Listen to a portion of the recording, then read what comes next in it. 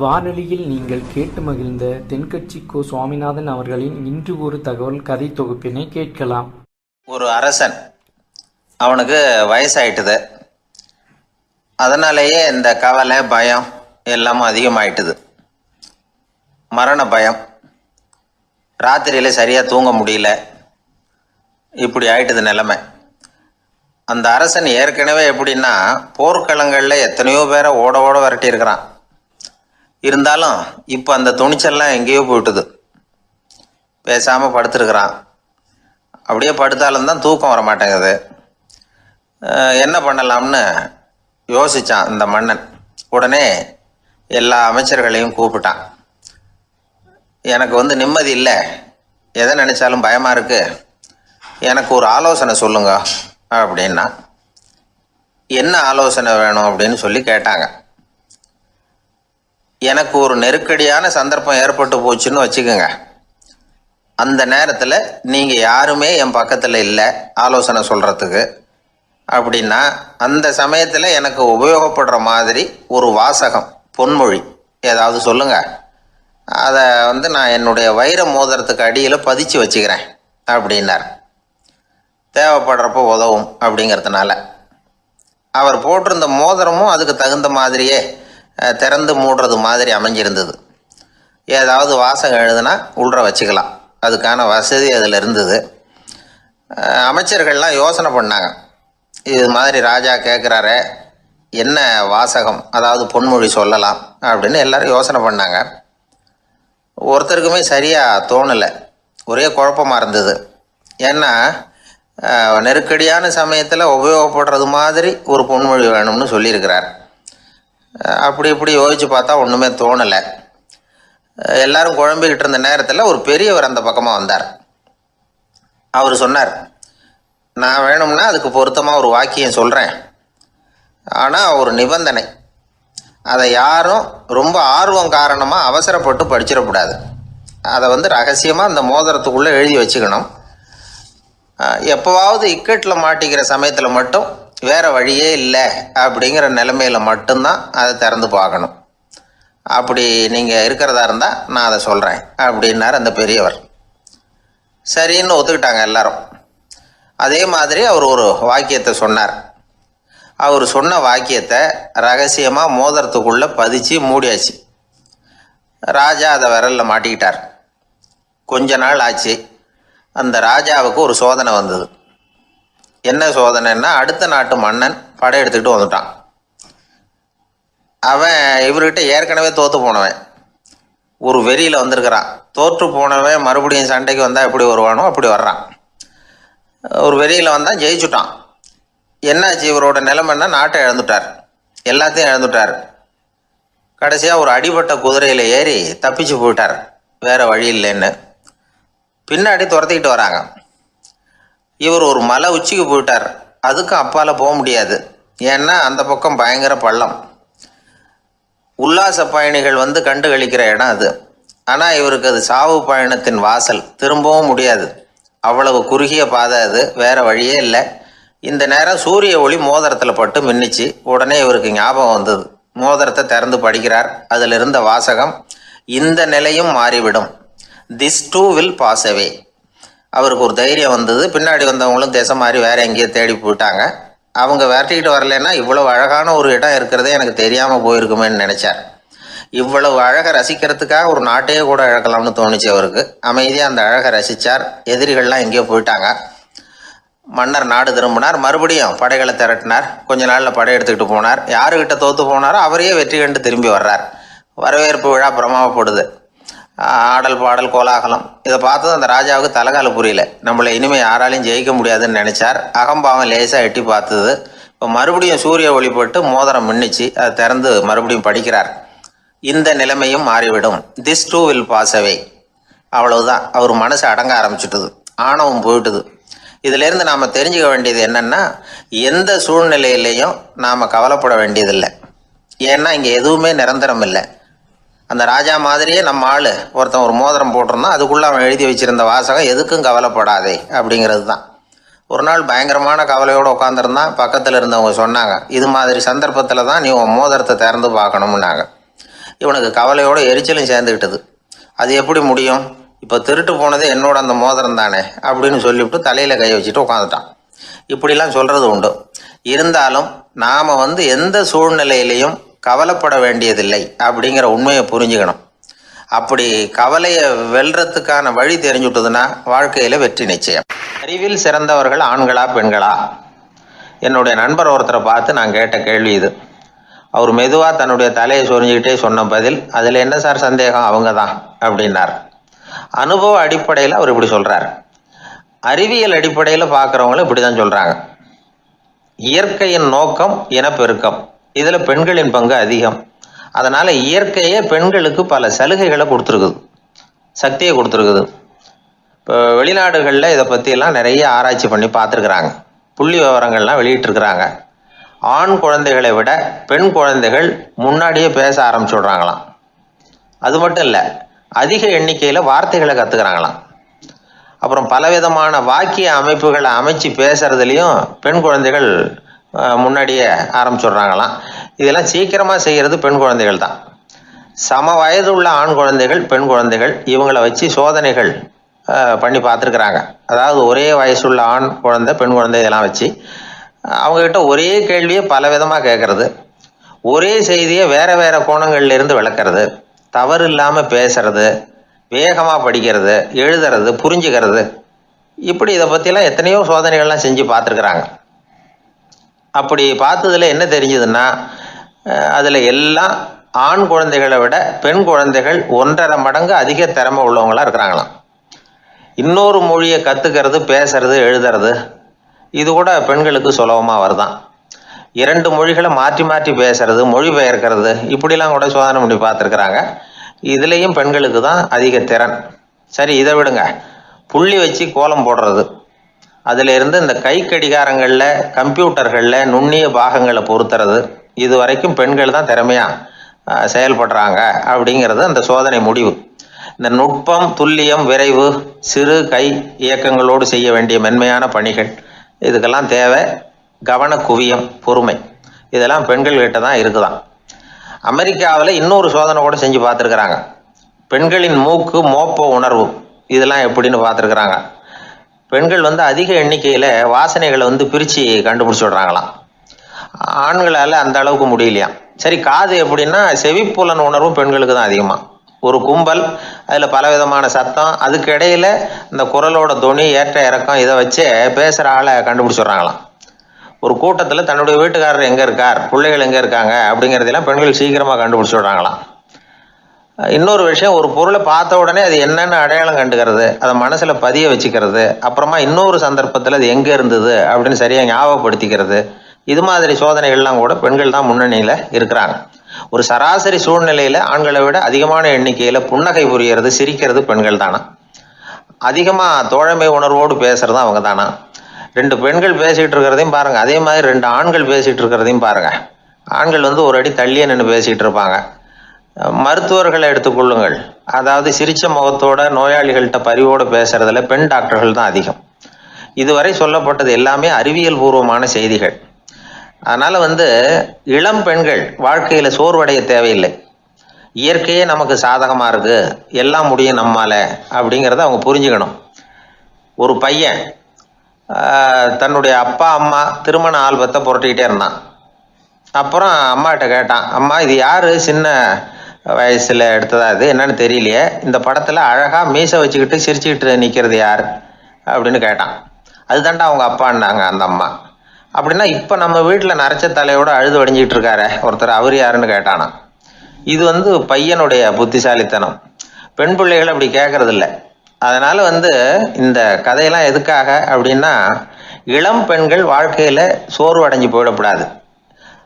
அதனால் பெண்கள் எல்லாம் முடியும் நம்மாலும் அப்படிங்கிறத நினச்சி செயல்பட்டாங்கன்னா வாழ்க்கையில் வெற்றி நிச்சயம். கப்பல் கடலில் போய்கிட்டு இருக்கு.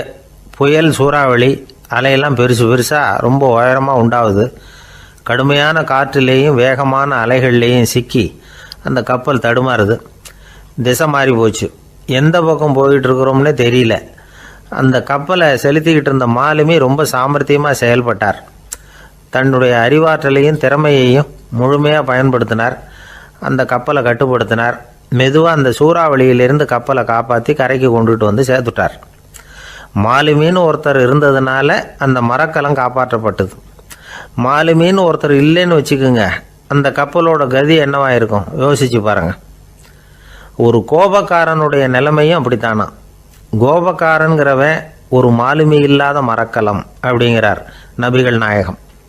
கொந்தளிக்கிற கடல்ல கொடுமையான அலைகளின் உச்சியில் அல்லல் படுகிற மரக்கலத்தை விட மோசமானது கோபக்காரனின் நிலைமை அப்படிங்கிறது அவருடைய கருத்து. அது மாதிரி இதுன்னு சொல்லலை, அதை விட மோசம் இது அப்படிங்கிறார். ஏன் தெரியுமா? ஒரு கப்பல் கடலில் தடுமாறினா அதை சரிப்படுத்த மாலுமி இருக்கிறார். அவர் தன்னுடைய சாமர்த்தியத்தினால் அதை கட்டுப்படுத்தி சரியான வழிக்கு கொண்டுட்டு வந்துடுவார். ஆனால் கோபக்காரனுடைய நிலைமை அப்படி இல்லை அப்படிங்கிறார் நபிகள் நாயகம். மனித மனம் ஒரு மரக்கலம், அறிவு அதில் இருக்கிற மாலுமி. மாலுமி மரக்கலத்தை செலுத்துகிறான், அவனுக்கு கட்டுப்பட்டு அது ஓடுது.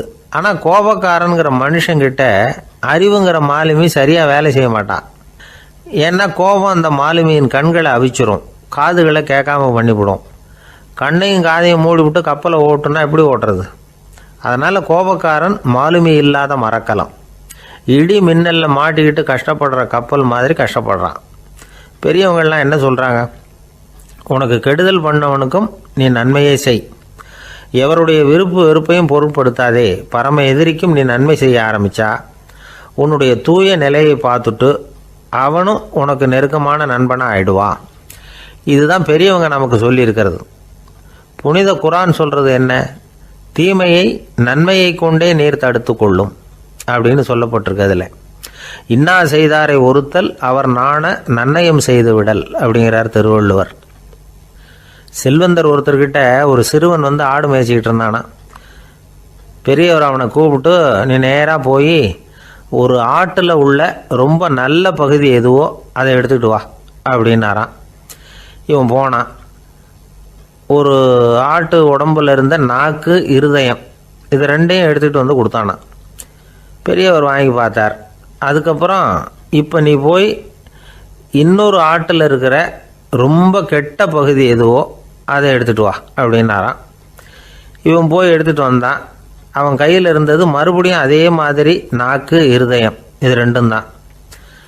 என்னது இப்பவும் அதையே கொண்டுட்டு வந்திருக்கிற அப்படின்னாரான் பெரியவர். இவன் சொன்னானா, ஒரு உடம்புல உள்ள ரொம்ப நல்ல பொருளும் இதுதான், ரொம்ப கெட்ட பொருளும் இதுதான் அப்படின்னானா. இளம் வயசில் இப்படி பதில் சொன்னவர் தான் பேரறிஞர் லுக்மானுல் ஹக்கீம் அவர்கள். கோபப்படாமல் இருந்தால் இது ரெண்டும் நல்லா வேலை செய்யும், கோபப்பட்டால் இது ரெண்டும் மோசமாக வேலை செய்யும். அதை புரிஞ்சுக்கிறதுக்காகத்தான் இன்றைக்கி இந்த தகவல். கோபம் வந்துட்டால் நாம் என்ன செய்கிறோங்கிறது நமக்கே தெரியாது. ஒருத்தர் டாக்டர்கிட்ட போனார் அவசரமாக. டாக்டர், எனக்கு இப்போ கடுமையான கோப வெறி, எனக்கு கண்ணு மண்ணு ஒன்றும் புரியல, உடனடியாக அதை கட்டுப்படுத்தணும், உடனே இதுக்கு ஏதாவது ஒரு மாத்திரை கொடுங்க ப்ளீஸ் அப்படின்னார். அந்த டாக்டரும் உடனே ஒரு மாத்திரையை கொடுத்து, இதை உடனே போடுங்க, நான் தண்ணி கொண்டுகிட்டு வரேன்னு உள்ளே போனார். தண்ணியோடு திரும்பி வந்தார். இவர் சொன்னார், டாக்டர், நீங்கள் கொடுத்த மாத்திரை ரொம்ப பெருசாக இருந்தது, இருந்தாலும் கஷ்டப்பட்டு முழுங்கிட்டேன்னார். டாக்டர் சந்தேகத்தோடு மேசையை பார்க்குறார். பார்த்தா மாத்திரை அங்கேயே இருக்குது, பேப்பர் வெயிட்டை காணலை. தானத்தில் சிறந்தது எது அப்படின்னு ஒரு கேள்வியை கேட்டு, தானத்தில் சிறந்தது நிதானம் அப்படின்னு அதுக்கு ஒரு பதிலும் சொல்கிறவங்க உண்டு. நிதானம் ரொம்ப அவசியம், அதுவும் இன்றைய உலகத்துக்கு ரொம்ப அவசியம். இன்றைக்கி உலகம் ரொம்ப பரபரப்பாக போய்கிட்டு இருக்குது. பொறுமையாக இருக்கணும்னு நினைக்கிறவங்களால கூட அப்படி இருக்க முடியறதில்ல. பொறுமையை சோதிக்கிறது மாதிரி பல சம்பவங்கள், அதையெல்லாம் சந்திச்சே தீர வேண்டியிருக்குது. எங்கே போனாலும் க்யூவில் நிற்க வேண்டியிருக்குது, எங்கே போனாலும் காத்துக்கிட்டு இருக்க வேண்டியிருக்கு. ஆஃபீஸ்லேயோ வீட்லேயோ கூட நீங்கள் நிதானமாக பொறுமையாக நடந்துக்க தெரியலன்னா உங்களுக்கு சிடுமூஞ்சி, முசுடு இப்படிலாம் பேர் வச்சுருவாங்க. அது உங்களுக்கு தேவையா? சரி, வாழ்க்கையில் பொறுமைசாலின்னு பேர் வாங்கிறதுக்கு என்ன வழி? முதல் பாயிண்ட், நீங்கள் நினைக்கிறது, எதிர்பார்க்கறது, செய்கிறது எல்லாமே 100% கரெக்டாக நடக்கணும்னு ஆசைப்படக்கூடாது. எதுவாக இருந்தாலும் அதில் ஓரளவுக்கு தவறு நடக்கலாம் அப்படிங்கிறத எதிர்பார்த்தே இருக்கணும். ஓரளவுக்கு அதை அனுமதிக்கணும். ஒரு நண்பரை 6 மணிக்கு ஒரு இடத்துக்கு வர சொல்லியிருக்கிறீங்க, 6 மணிக்கு அவர் வரலை, உடனே பொறுமை இழந்து நடந்துக்கக்கூடாது. ஒரு 10 நிமிஷம் டிலே ஆகலாம். ஒரு வர்ற வழியில் பஸ்ஸு கூட ஏதாவது டிராஃபிக்கில் மாட்டியிருக்கலாம். அதெல்லாம் எதிர்பார்த்தே கொஞ்சம் காத்திருக்கிறதுல ஒன்றும் தப்பு இல்லை. சில சமயம் டிலே ஆகிறது கூட நல்லதாக முடியும். ஒரு பஸ்ஸை தவற விட்டுட்டு ஐயோ கொஞ்சம் ஒரு 2 நிமிஷம் முன்னாடி வந்திருந்தா பிடிச்சிருக்கலாமே அப்படின்னு தவிச்சிக்கிட்டு இருப்பாங்க சில பேர். அடுத்தபடியாக வர்ற பஸ்ஸு நேரடியாக நீங்கள் போக வேண்டிய இடத்துக்கே கொண்டு போய் விடுற பஸ்ஸாக கூட இருக்கலாம். அது உங்களுக்கு முன்னாடி தெரியாதுல்ல. சில நெருக்கடியான சூழ்நிலைகளை தமாஷா எடுத்துக்கிறதுக்கு பழகிக்கணும். சில இடங்களுக்கு போகிறப்ப காத்திருக்கிறதுக்கு நம்ம மனசை தயார்படுத்திக்கிட்டே போகணும். ஒரு ரயிலுக்கோ பஸ்ஸுக்கோ அல்லது விமானத்துக்கோ கப்பல் பிரயாணத்துக்கோ போகிறப்போ அங்கே போய் நீங்கள் மணிக்கணக்கில் கூட காத்துக்கிட்டு தான் இருக்கணும். புறப்படுற நேரம் கூட மாறலாம். நீங்கள் போய் சேர்ந்ததும் அது உடனே புறப்படணும்னு கட்டாயமாக என்ன? அது மாதிரி சமயத்தில் படிக்கிறதுக்குன்னு சில சுவாரஸ்யமான புத்தகங்களையும் கையில் எடுத்துக்கலாம். உங்களை சுற்றி எவ்வளவோ சுவாரஸ்யமான சம்பவங்கள் நடந்துக்கிட்டு இருக்குதுல்ல, அதையெல்லாம் வேடிக்கை பாருங்கள்.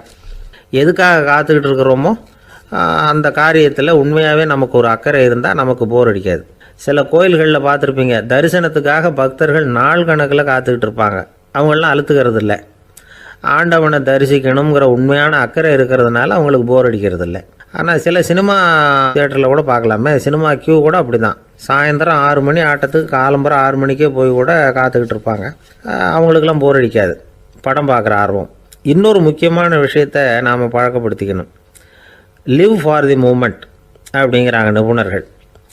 ரொம்ப பேர் எப்படின்னா அடுத்தபடியாக நடக்க போகிற விஷயத்திலேயே கவனமாக இருப்பாங்க. அந்த நினைப்புலேயே இந்த நிமிஷத்தை பொறுமை இல்லாமல் கழிப்பாங்க. ஒருத்தர் இருக்கார், அவர் எப்படின்னா ஆஃபீஸ் முடியறதுக்குள்ளேயே சார் 5 மணிக்கெல்லாம் ரெடியாக இருங்க, நாம் அந்த ஹோட்டலில் போய் டிஃபன் சாப்பிட்ணும் அப்படின்னு 4 மணிலேருந்து சொல்லிகிட்டு இருப்பார். 4:55 பரபரப்பாக ஓடி வருவார். 2 பேரும் புறப்படுவோம், ஹோட்டலுக்கு போவோம், சாப்பிட்டுக்கிட்டு இருப்போம். அப்படி சாப்பிட்டுட்டு இருக்கிறப்ப சார் சாப்பிட்டு முடித்ததும் நேராக ஒரு ஜவுளி கடைக்கு போகிறோம் அப்படிம்பார். பரபரக்க சாப்பிட்டு முடிப்பார், புறப்படுவார். ஜவுளி கடையில் அவசரமாக சீக்கிரம் பில் போடுங்க சார், சினிமாவுக்கு நேரம் ஆகிடும்பார். சினிமா தியேட்டரில் உட்காந்து அடுத்தபடியாக எங்கே டின்னர் சாப்பிட்றதுன்னு யோசனை பண்ணிகிட்டு இருப்பார். ராத்திரி படுக்கையில் விழுந்ததுக்கு அப்புறமும் நாளைக்கு காலையில் எழுந்திரிச்சதும் அதை பண்ணணும் இதை பண்ணணும்னு திட்டம் போட்டுக்கிட்டே இருப்பார். அதாவது எப்போவும் அடுத்த நிமிஷம், அடுத்த நாள், அடுத்த வாரம், அடுத்த வருஷம், இதுதான் அவங்க சிந்தனை. இந்த நிமிஷம் என்ஜாய்மெண்ட்டை அவங்க இழந்துடுறாங்களாம். அதனால தான் வாழ்நாள் பூரா பொறுமையின்மை, அவஸ்தை, அல்லல். அதனால் நாம் எல்லோரும் வாழ்க்கையில் நிதானமாக இருக்கிறதுக்கு கற்றுக்கணுமா. அதுக்காக இந்த நிதானத்துக்கு வேறு விதமான அர்த்தம் பண்ணிக்கக்கூடாது. ஒருத்தர் அப்படித்தான் ஒரு தடவை அவருடைய குதிரை காணாமல் போயிட்டு தான். அதுக்காக அவர் கவலைப்படலை, நிம்மதியாக இருந்தார், சந்தோஷமாக இருந்தார். என்ன சார் இது, உங்கள் குதிரை திருட்டு போயிட்டுதுங்கிறீங்க, நீங்கள் கவலைப்படாமல் இருக்கிறீங்களே அப்படின்னு கேட்டாங்களாம். அதுக்கு அவர் சொல்லியிருக்கார், நல்ல வேலை சார், கட்டியிருந்த குதிரை காணாமல் போயிருக்குது. நான் அது மேலே உட்காந்துருக்கிற சமயம் அது காணாமல் போயிருந்ததுன்னா, திருட்டு போயிருந்ததுன்னா நானும் சேர்ந்தில் காணாமல் போயிருப்பேன் அப்படின்னாராம். எவ்வளவு நிதானமான ஆள் பாருங்கள். காலை நேரம், கடற்கரை ஓரம், காலை வீசிக்கிட்டு கையை வீசிக்கிட்டு ஏதோ சண்டைக்கு போகிற சிப்பாய் மாதிரி எல்லாரும் நடந்து போயிட்டுருக்கிறாங்க. நடைப்பயிற்சி. அதில் நமக்கு தெரிஞ்ச ஒருத்தர் எதிரில் வந்தார் ரொம்ப வேகமாக. என்ன சார் வாக்கிங்க அப்படின்னு கேட்டோம். அவரால் ஆமாம்னு பதில் சொல்ல முடியல, அவ்வளவு கஷ்டம். மூச்சு விடுறதுக்கே வாயை திறந்து மூடிக்கிட்டு இருக்கிறார். எங்கே பேசுறது? கொஞ்சம் நின்று நிதானித்து மூச்சு விட்டுட்டு அதுக்கப்புறம் சொன்னார் ஆமாம் அப்படின்னு. என்ன சார் இவ்வளவு வேகம்னோ? உங்கள் பேச்சை கேட்டுவிட்டு தான் சார் நடக்க ஆரம்பித்தோம். நீங்கள் தான் அடிக்கடி சொல்லிகிட்டு இருந்தீங்க நடக்கிறது நல்லதுன்னு. அன்னையிலேருந்து ஆரம்பிச்சுட்டேன், ஆனால் ரொம்ப கஷ்டமாக இருக்குது சார். இப்போ பாருங்கள், உங்கள்கிட்ட சுலபமாக பேசக்கூட முடியல, மூச்சு வாங்குது, உடம்பு கூட வலிக்கிறது மாதிரி இருக்குது அப்படின்னு அவர் பாட்டுக்கு பேச ஆரம்பிச்சிட்டார். உங்களை யார் சார் இவ்வளவு வேகமாக நடக்க சொன்னது? வேகத்தை குறைங்க, மெதுவாக நடங்க அப்படின்னோம். நீங்கள் நடக்கிறதுனால என்னென்ன சௌகரியம்னு அன்றைக்கி சொன்னீங்களே தவிர சௌகரியமாக நடக்கிறது எப்படின்னு சொல்லலையே அப்படின்னார் அவர். இன்னமும் லேசாக மூச்சு வாங்கிக்கிட்டே சொன்னால் கூட இவர் சொல்கிறதுலேயும் ஒரு நியாயம் இருக்குது. அதனால் இந்த நடைப்பயிற்சி பண்ணுறவங்க கவனிக்க வேண்டிய சில முக்கியமான குறிப்புகள் இருக்குது. அது என்னென்னங்கிறத அவங்க தெரிஞ்சுக்கணும். அது தெரிஞ்சு வச்சுக்கிறது நல்லது. இதெல்லாம் மருத்துவ நிபுணர்கள் சொல்கிற குறிப்புகள். அவங்க என்ன சொல்கிறாங்க தெரியுமா? உங்கள் வயசு 40க்கு மேலேயா? உங்கள் எடை இருக்க வேண்டியதை விட 10 கிலோ அதிகமாக இருக்குதா?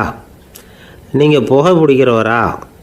இதய நோய், இரத்த நாள நோய், உயர் இரத்த அழுத்தம் இப்படி ஏதாவது உங்களுக்கு உண்டா?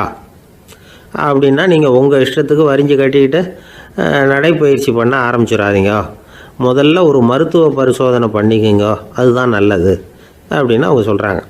நடக்கிறப்போ உடற்பயிற்சி செய்கிறப்போ மார்பு பகுதியில் அல்லது வேறு எங்கேயாவது தொடர்ந்து வலி இருந்ததுன்னா பயிற்சியை நிறுத்தி விட்டு டாக்டரை போய் பார்க்கணும். நடைப்பயிற்சி பண்ணுறப்போ உங்கள் சக்திக்கு தகுந்த மாதிரி மெதுவாக அதிக கஷ்டம் இல்லாமல் முன்னேறலாம். அங்கே என்ன போட்டியாக வைக்கிறாங்க, முந்திக்கிட்டு போய் என்ன பண்ண போகிறோம், பரிசாக வாங்க போகிறோம். அதனால் நிதானம் அவசியம் அப்படிங்கிறது அவங்க ஆலோசனை. தொந்தரவு கொடுக்காத ஷூ, ட்ரெஸ்ஸு இதுகளை உபயோகப்படுத்துங்க. பாதத்தில் ஆடு தசை இருக்குல்ல, அங்கே ஏதாவது பிரச்சனை இருந்ததுன்னா டாக்டரை பாருங்கள். அந்த பாதத்தில் வலி வரும் அந்த இடத்துல. வெயில் காலமாக இருந்தால் தலைக்கு தொப்பி வச்சுக்கோங்க. பனியில் நடந்தாலும் அப்படி தான், தலையை பத்திரமா பார்த்துக்குங்க. நம்மக்கிட்ட ஏதோ கொஞ்சம் உருப்படியாக தெரியறது அது தானே. உடற்பயிற்சிக்கு முன்னாடி பின்னாடி பயிற்சி செய்கிறப்போ நிறைய தண்ணி குடிக்கலாமா. முதல் 1 மாதத்துக்கு கொஞ்சம் தளர்த்தியாக சாவகாசமாக நடக்கலாம். மணிக்கு 3 அல்லது 4 கிலோமீட்டர் வேகம்னு வச்சுங்களேன். அதுக்கப்புறம் வேகத்தை அதிகப்படுத்தலாம். மணிக்கு 6 அல்லது 8 கிலோமீட்டர் அளவுக்கு நடக்கலாம். நல்லா கையை வீசிக்கிட்டு நடக்கணும். மூச்சு விடுற எண்ணிக்கை அதிகரிக்கணும். இது மாதிரி ஒரு 30 நிமிஷம் நடக்கலாம். தனியாக நடந்து போகிறதுக்கு உங்களுக்கு என்னமோ மாதிரி இருக்குதா, கூட யாரையாவது சேர்த்துக்குங்க. ஒரு குரூப்பாக சேர்ந்து போகலாம். நடக்கிறதுங்கிறத ஒரு சந்தோஷமான சமாச்சாரமாக ஆக்கிக்கணும். தினம் இப்படி நடக்க வேண்டி இருக்குதே அப்படின்னு புலம்பிக்கிட்டே போகக்கூடாது. சில பேர் நடக்கிறப்போ கடந்த காலத்தை அசை போட்டுக்கிட்டே போவாங்க. சில பேர் வருங்காலத்தை அசை போட்டுக்கிட்டே போவாங்க. சில பேர் முக்கியமான திட்டம்லாம் இப்படி நடக்கிறப்போ தான் தீர்மானம் பண்ணுவாங்க. நடக்கிறதுனால மன இறுக்கம் குறையுது, பரபரப்பு குறையுது, மன ஆற்றல் பெருகுது, தன்னம்பிக்கை வளருது, முதுமை தள்ளி போகுது, செயல்திறன் அதிகரிக்குது. இதை தவிர உடம்புக்கும் பல விதமான சௌகரியங்கள் ஏற்படுது. அதனால் இது வரைக்கும் நடக்க ஆரம்பிக்காதவங்க இனிமேல் இந்த குறிப்புகளை கவனத்தில் வச்சுக்கிட்டு நடக்க ஆரம்பிச்சுடலாம். சார்லஸ் லேம்ப் அப்படின்னு ஆங்கில இலக்கிய மேதை ஒருத்தர், அவர் ஒரு தரம் உடம்பு சரியில்லைன்னு டாக்டர்கிட்ட போனாராம். டாக்டர் அவரை பார்த்துட்டு, நீங்கள் தினமும் காலையில் வெறும் வயத்தில் நடக்கணும் அப்படின்னாராம். வெறும் வயத்தில் நடக்கிறதுக்கு நான் தயார், ஆனால் வயிறு கிடைக்கணுமே சார், யார் வயத்து மேலே நடக்கிறது டாக்டர் அப்படின்னு கேட்டாராம் இவர். ஒரு ஊரில் ஒரு சித்தர் இருந்தார், சூஃபி சித்தர். அவர் ஞானம் பெற்ற ஒரு சித்தர். ஒரு நாள் அந்த நாட்டு மன்னன் அவரை பார்க்கறதுக்காக வந்தான். என்ன வேணும் உனக்குன்னு கேட்டார். நான் கடவுளை பார்க்கணும், அதுக்கு நீங்கள் தான் உதவி பண்ணணும் அப்படின்னா அவன். சித்தர் கொஞ்சம் யோசனை பண்ணார். சரி, போயிட்டு நாளைக்கு வாடினார். அதே மாதிரி மன்னன் போயிட்டு அடுத்த நாள் வந்தான். இங்கே நீ என்னோட 1 வாரம் தங்கியிருக்க வேண்டியிருக்கும்னார். சரின்னா ஒரு பிச்சை பாத்திரத்தை தூக்கி கையில் கொடுத்தார். அவனுக்கு ஒன்றும் புரியல, இருந்தாலும் வாங்கிட்டான். வாங்கிட்டு இதை என்ன செய்யணும் அப்படின்னு கேட்டான். இதை ஒன்றும் செய்ய வேணாம், இதை எடுத்துக்கிட்டு பக்கத்தில் உள்ள கிராமங்களுக்கு போ, வீடு வீடாக பிச்சை எடுத்துக்கிட்டு வா. அப்படி வந்த பிறகு தான் உனக்கு சாப்பாடும் ஓய்வும் கிடைக்கும். 1 வாரம் இப்படி செய், அதுக்கப்புறம் 8வது நாள் நாம் கடவுளை பற்றி யோசிக்கலாம் அப்படின்னார். இப்படி இவர் சொன்னதை கேட்டதும் அந்த அரசனுக்கு அதிர்ச்சி ஆயிட்டுது. ஒரு மாதிரி ஆயிட்டான். தன்னுடைய சொந்த நாட்டில் சொந்த குடிமக்கள்கிட்ட போய் பிச்சை எடுக்கிறதா அப்படின்னு யோசனை பண்ணி பார்த்தான். அதுக்கப்புறம் மெதுவாக அவன் அந்த சித்தரை பார்த்தான். ஐயா, சொந்த நாட்டிலேயே பிச்சை எடுக்கிறதுன்னா எனக்கு ஒரு மாதிரியாக இருக்குது, வெக்கமாக இருக்குது. நான் வேணும்னா வெளி தேசத்தில் எங்கேயாவது போய் பிச்சை எடுக்கவா அப்படின்னு கேட்டான். இதுக்கு அந்த சித்தர் ஒரு சம்மதிக்கலை. இதை பாரு, உன்னால் பிச்சை எடுக்க முடியலன்னா பேசாமல் திரும்பி அரண்மனைக்கே போயிடு. அதுக்கப்புறம் கடவுளை பற்றியெல்லாம் பேசுகிறதுக்கு என்னை தேடிட்டு வரக்கூடாது அப்படின்னு விட்டார். மன்னன் தயங்கினான். இருந்தாலும் மனசை சரி பண்ணிட்டு சம்மதிச்சான். சரிங்க, 1 வாரம் இங்கே தங்குறேன், நீங்கள் சொல்கிறது மாதிரி பக்கத்து கிராமங்களுக்கு போகிறேன், வீடு வீடாக பிச்சை எடுக்கிறேன், வர்றேன் அப்படின்னா. 1 வாரம் தெரு தெருவாக பிச்சை பாத்திரத்தோடு அலைஞ்சான். சொந்த ஊரில் சொந்த குடிமக்கள்கிட்ட பிச்சை எடுத்தான். 7 நாள் முடிஞ்சுது. 8வது நாள் அந்த சித்தர் மன்னனை கூப்பிட்டார். இப்படி வாழ்னார். வந்தான். இனிமே நீ கடவுளை பற்றி என்கிட்ட கேட்கலாம்னார். இனிமே கேட்கறதுக்கு ஒன்றுமே இல்லை சுவாமின்னா இவன்.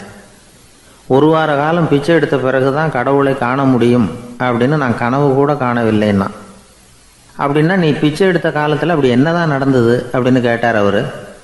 சுவாமி, 1 வார காலம் பிச்சை எடுத்ததில் என்னுடைய ஆணவம் அழிஞ்சுட்டுது. அது இப்போ இருக்கிற இடமே தெரியல. இப்போ அதை காணவே காணோம். பிச்சைக்காரனாக இருந்தப்போ பெற்றதை மன்னனாக இருக்கும்போது பெற முடியாதுங்கிறத புரிஞ்சுக்கிட்டேன் அப்படின்னா மன்னன். அடக்கம் பிறந்தவுடன் தெய்வீக கதவுகள் திறந்து கொள்ளுகின்றன அப்படிங்கிறார் ஓஷோ. நம்மால் ஒருத்தன் ஆணவம் அழியணுங்கிறதுக்காக ஒரு திருவோட்டை எடுத்துக்கிட்டு தெரு தெருவாக பிச்சை எடுக்க ஆரம்பித்தான். என்ன தெய்வீக கதவுகள் திறந்துதா அப்படின்னு கேட்டார் ஒருத்தர். தெய்வீக கதவு திறக்கிறதுக்கு முன்னாடியே எங்கள் வீட்டு கதவு சாத்திக்கிட்டுதுன்னா. என்னடா சொல்கிறேன்னார். இனிமேல் வீட்டுக்குள்ளேயே வர வேணாம், இதையே தொழிலாக வச்சுக்கோ அப்படின்னு எங்கள் வீட்டில் சொல்லிவிட்டாங்க சார் அப்படின்னா.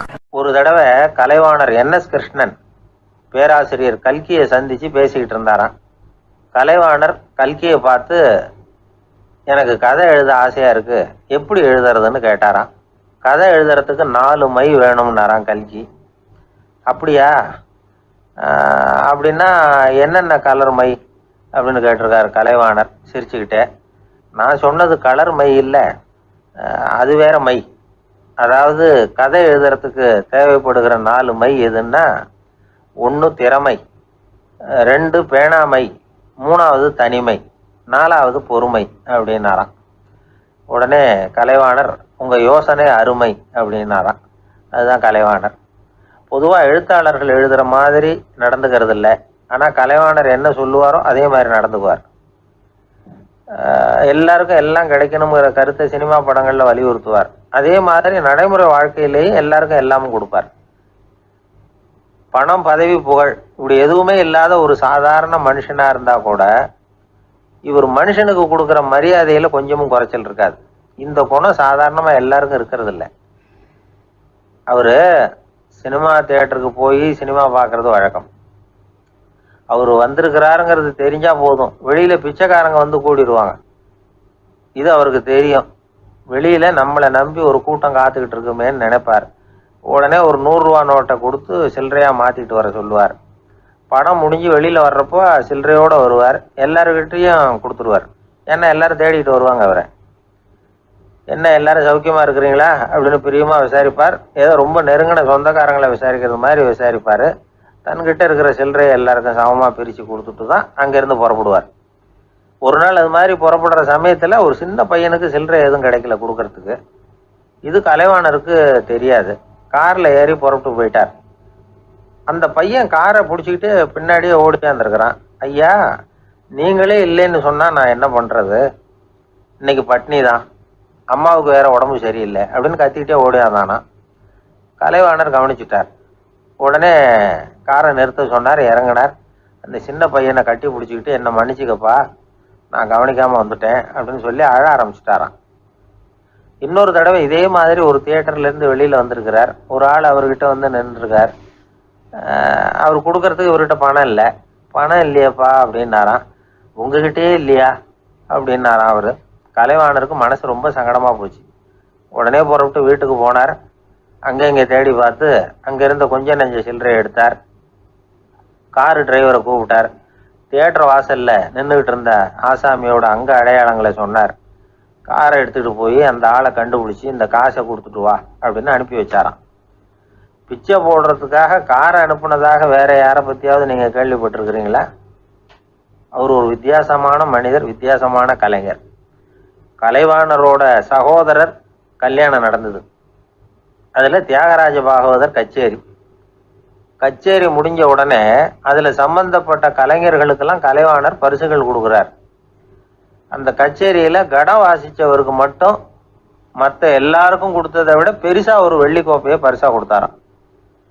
மற்றவங்களுக்கெல்லாம் சின்னதாக கொடுத்துட்டு கட வித்துவானுக்கு மட்டும் பெருசாக பரிசு கொடுக்குறீங்களே ஏன்னு கேட்டிருக்கிறாங்க.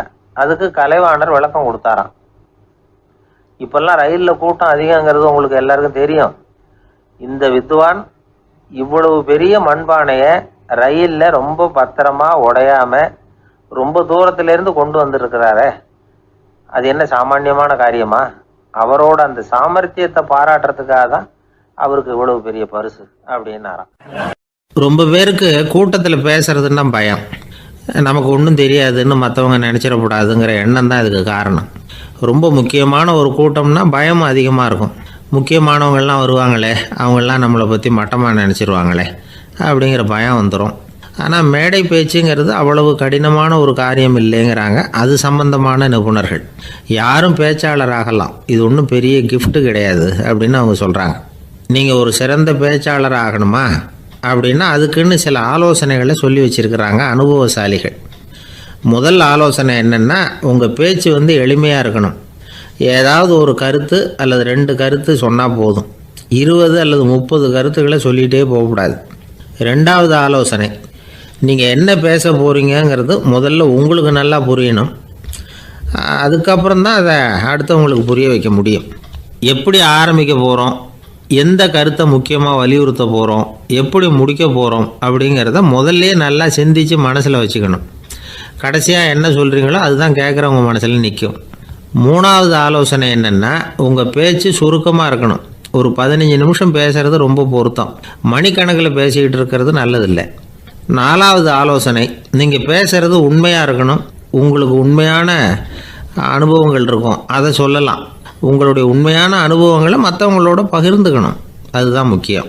5வது ஆலோசனை, ஆரம்பத்தில் கொஞ்ச நேரம் உங்களை பற்றியும் எதிரில் உள்ளவங்களை பற்றியும் சம்மந்தப்படுத்தி ஏதாவது பேசி ஒரு நெருக்கத்தை ஏற்படுத்திக்கணும். ஒவ்வொருத்தரும் இப்போ இவர் பேச போகிறது நம்ம சம்மந்தப்பட்டது அப்படின்னு நினைக்க ஆரம்பிச்சிருவாங்கல்ல, அதுக்கப்புறம் அவங்க கேட்க தயாராகிட்டாங்கன்னு அர்த்தம். எதிரில் உட்காந்துருக்கிற கூட்டத்திலேருந்து 3 பேரை தேர்ந்தெடுங்க. அதாவது வலது பக்கம் ஒருத்தர், நடுவில் ஒருத்தர், இடது பக்கம் ஒருத்தர். அதாவது உங்களை ரொம்ப கனிவாகவும் ஆர்வமாகவும் பார்க்குறவராக பார்த்து தேர்ந்தெடுத்துங்க மனசுக்குள்ளே. நீங்கள் பேசும்பொழுது என்ன பண்ணணும்னா, இவங்களை நேருக்கு நேராக மாறி மாறி பார்த்துக்கிட்டே பேசுனீங்கன்னா நீங்கள் ஏதோ ஒட்டுமொத்த கூட்டத்தையும் பார்த்து பேசுகிறதாக ஒரு உணர்வு அது ஏற்படுத்திவிடும். 6வது ஆலோசனை என்னென்னா, சொற்பொழிவுன்னா நீங்கள் பேசணும், படிக்கக்கூடாது. எழுதி படிக்கிறது நல்லா இருக்காது. குறிப்புகள் வேணும்னா வச்சுக்கலாம். படிக்கிறது பேப்பர்லேருந்து வர்றது மாதிரி இருக்கும், பேசுகிறது இதயத்திலேருந்து வர்றது மாதிரி இருக்கும். அப்புறம் 7வது ஆலோசனை சொல்கிறாங்க. அது என்னென்னா, மேடையில் ஏறி நின்ன உடனே இயல்பாக மூச்சை இழுத்து விட்டுங்க, இயல்பு நிலைக்கு வாங்க, அதுக்கப்புறம் இயல்பாக பேச ஆரம்பிக்கலாம் அப்படிங்கிறாங்க. இவ்வளவும் பேச்சு கலையில் வல்லுநர்களாக இருக்கிறவங்க சொல்லுகிற ஆலோசனைகள். இதையெல்லாம் கடைபிடிச்சா நமக்கும் அதுக்கும் வெகு தூரம்னு நினச்சிக்கிட்டு இருந்த ஒன்று இப்போ கிட்டத்தில் நெருங்கி வந்துடும். நாம் சொல்கிறபடியெல்லாம் அது கேட்கும். ஒரு பேச்சாளர், அவருக்கு சுருக்கமாகவே பேச தெரியாது. மேடையில் ஏற்றி விட்டுவிட்டா போதும், ஆரம்பிச்சிருவார், நிறுத்த மாட்டார், பேசிக்கிட்டே இருப்பார். ஒரு தடவை அவர் ஒரு கூட்டத்தில் ரொம்ப நேரம் பேசிக்கிட்டே இருக்கிறார். எதிரில் பொறுமை இழந்த ஒருத்தர் தன்னுடைய கை கடிகாரத்தை காட்டினார். அதை கவனித்த பேச்சாளர், மன்னிக்கணும், கை கடிகாரம் நான் கொண்டுகிட்டு வர மறந்துட்டேன், அதுதான் நேரம் போனதே தெரியல அப்படின்னு சொல்லியிருக்கிறார். இதுக்கு அவர் சொன்னாராம் கோபமாக, ஏய்யா கடிகாரத்தை தான் பார்க்க முடியல, மறந்துட்டேன், பக்கத்தில் மாட்டியிருக்கிற கேலண்டரையாவது பார்க்கக்கூடாதா அப்படின்னாராம்.